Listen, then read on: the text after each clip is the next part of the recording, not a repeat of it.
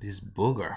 What's up guys, welcome back to my channel. Today we're going to be looking at some art made by my followers on Instagram. I put up a post a couple of weeks back asking you guys to share some work and I got some stuff in. Now, whenever I get a critique which is not openly and publicly like this on YouTube, I feel a little bit tense before opening up the video because, you know, you're going to be shown what mistakes you made, what problems you make. That's not what we're going to be doing in this video. We're going to look at what you did right, like what things work, and what things you can do differently in the future. This is also called feed forward, a type of feedback. Now, if you haven't sent in any artwork, I still think it's valuable to look at this video because as artists, we tend to make the same mistakes. Just check out this video and see if there's any critique that might be useful for you as well. Now, without further ado, let's get started.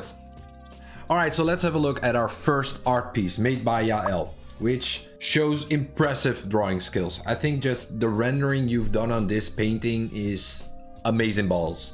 Using a black background with a lit character always works good because, you know, you're creating contrast between the character and the background. You're also using colors in the face. I mean, this is a bit more yellow and this is more red, which is consistent with how human flesh works. So the skin really feels like skin, and you're using hard edges over here on the nose with soft edges. So you've got painting skills. But while I was looking at this painting, it felt a little bit as if the mouth was protruding. You know, I just got your reference image that you probably used, the girl with the pearl earring. So I just wanted to check if it's right? If the mouth is protruding. Now to do that, you can just draw a center line over the face like this, and then you'll see that your center line shows a little bit of a slope forward, right? If we draw a line here on the eyebrows, this line is the 90-degree angle. And this is also approximately where the chin should be.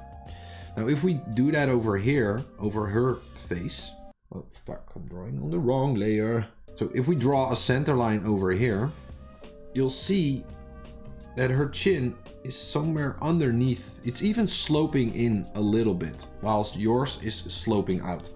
And something to be aware of when you look at the face from a profile, en profile, from the side, then you can see that the nose is really sticking out, especially when you have a big nose like me. And then we have the top lip, the bottom lip, but there's like a slope, right? That goes like this. So if I draw it, this is somewhat how it looks, right? Here we have the eyes, and this is the lip.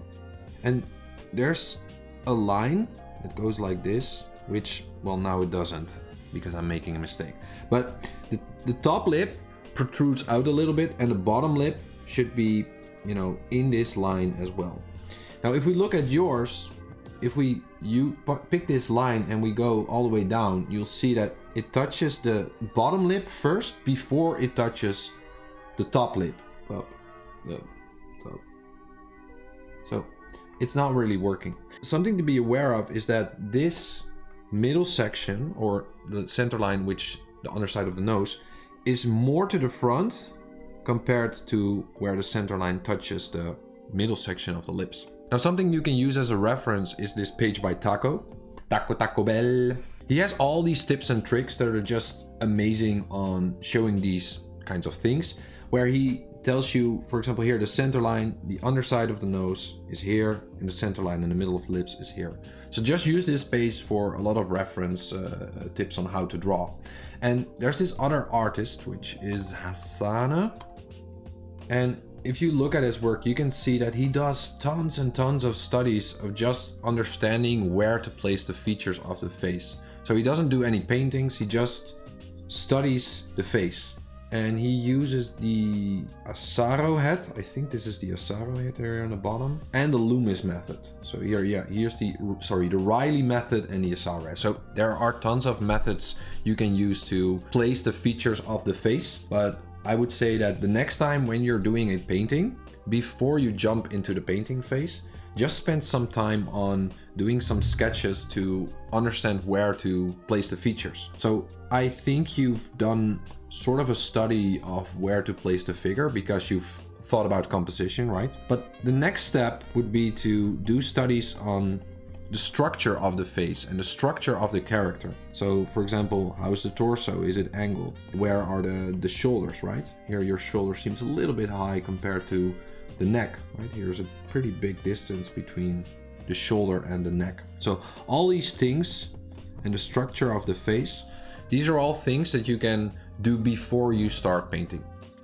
All right, next up is August McHugh, who makes these awesome drawings of motorcycles and other stuff. And this shows that you've got drawing skills. You know, if you ever have the plan to work for Ducati and do product design, this is your portfolio. But I'm just wondering, of these two images, I made this one a little bit bigger because honestly, I prefer looking at this image instead of this one.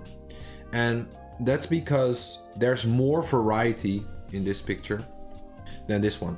I'm looking at this drawing and there's so much detail in this drawing, right? We have detail over here, we have detail over here, we have detail over here, we have detail over here. While here, there's more variety in detail versus planes that are just have some line art around it. So here we have details, here we have planes which are more restful to look at. Here we have restful, here we have detail, and here we have detail. And also this whole wheel is not, you haven't drawn the lines in the tires, right?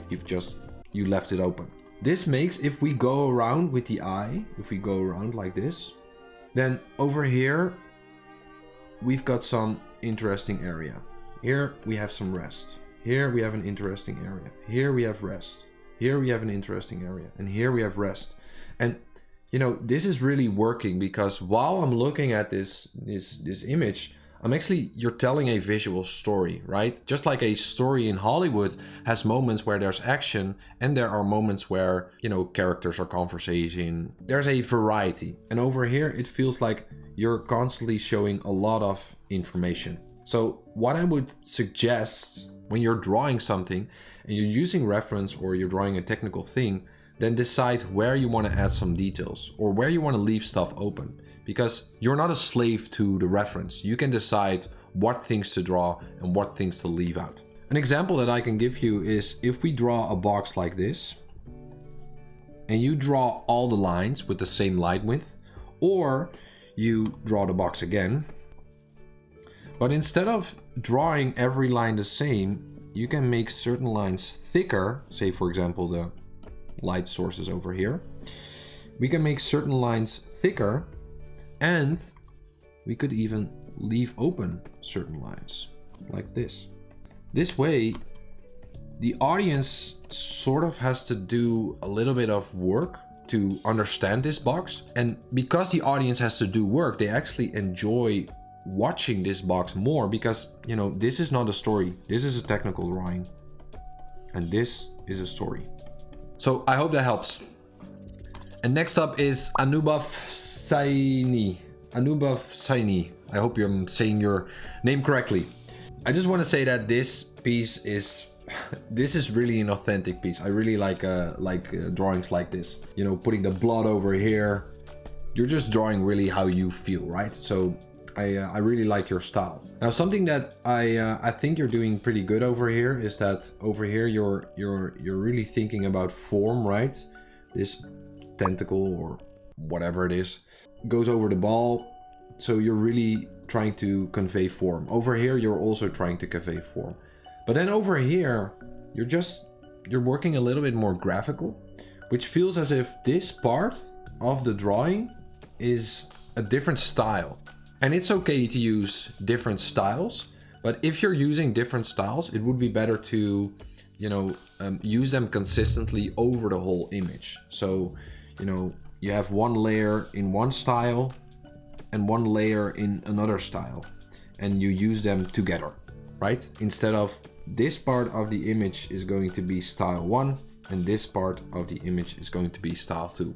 And that's how this image is working now. You need to be a little bit more clear on how you want to draw your drawings. Do you want to draw your drawings in a style which has hard edges like this, where you draw more with shapes like this? Or do you want to be a bit more refined and use soft edges and focus more on rendering, which is both fine, but you got to use them consistently. So for example, what you could do is, let me just take everything out here. Create more hard edges, you could just work with line, right? Over here. And that already makes the whole piece more in line with this part of the image. Or you could say, I don't want to use graphical elements, I just want to use a more rendered aspect. But in that case, you need to think about that. You know, over here you're thinking about overlap. So we have this sphere that has this tentacle going behind it. But over here, these slitters, I'm not sure what they are, but these slitters they're not coming from behind, right? So this skull, I think this skull would have a form that is a little bit like this. So there would also be slitters coming from here. That means that there's overlap, right? Behind here. And also the slitters are overlapping. And if you add that, it creates a little bit more depth on the back side of the skull. Try to be more consistent in the style you're using, and also try to be thinking about how forms are placed behind or in front of other forms. Good luck. All right, and next up we've got Chris Phillips. You can see that he makes just daily sketches. He just draws everything, and he does studies here of the head, but next to that he also draws more fantasy related drawings. And this just shows me you've got dedication, so keep that up. But looking at this drawing, what I really like about this drawing is that you're using double pens. So we have the more sketchy lines over here. I think you're using that to put in the basic shapes of the figure.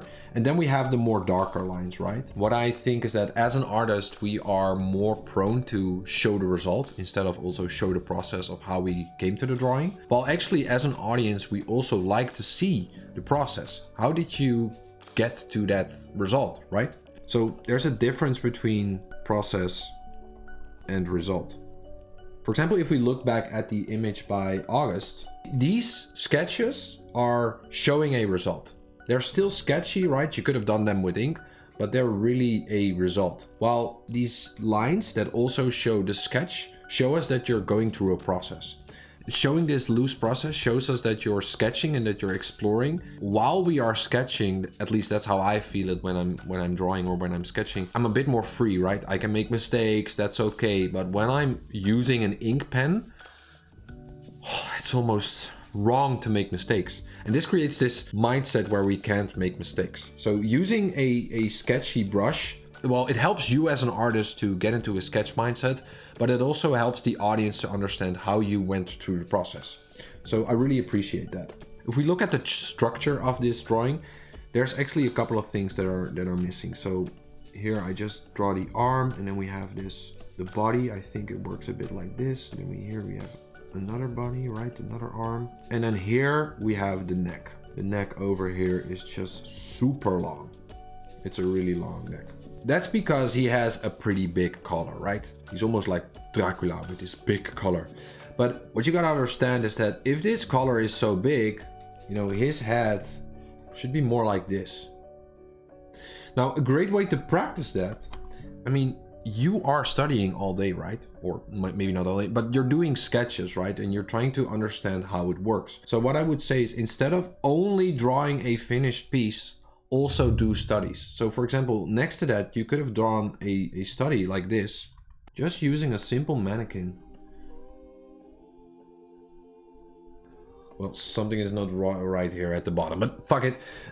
What I'm trying to say is that, you know, instead of instantly jumping to a finished result, try to experiment a little bit more with the page you have, right? You have all this white space here that you can use to experiment and find the pose. And apart from using drawing as a technique to find the drawing you want to make, also try to use writing. Just saying this, something like, oh, the neck is really long. Writing down those notes and writing down your thoughts helps you get a better understanding of what you're trying to draw. So try to make more notes and do more studies.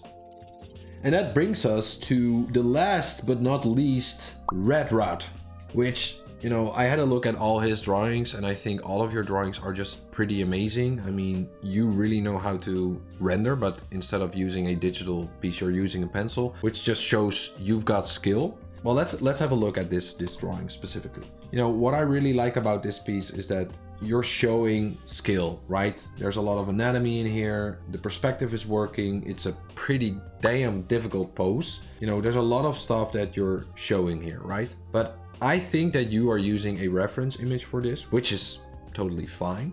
But if you're using a reference image, I would ask you not to be a slave to the reference image and fully draw what you see, but also make sort of decisions to change or do things in a way that you want them to be. So a bit of the same feedback as I gave to August, which is over here, is that, you know, he also shows me that he's a bit confined to drawing what's happening on the reference image, and all the lines seem a little bit the same. And with you, you're also using all the same line work. There's no difference in line width. So, you know, line width, you're using these types of lines, while you could go with these kinds of lines, even darker lines, and you could use, well, these kinds of lines, right? So there are different line width or line variety, that's what it's called.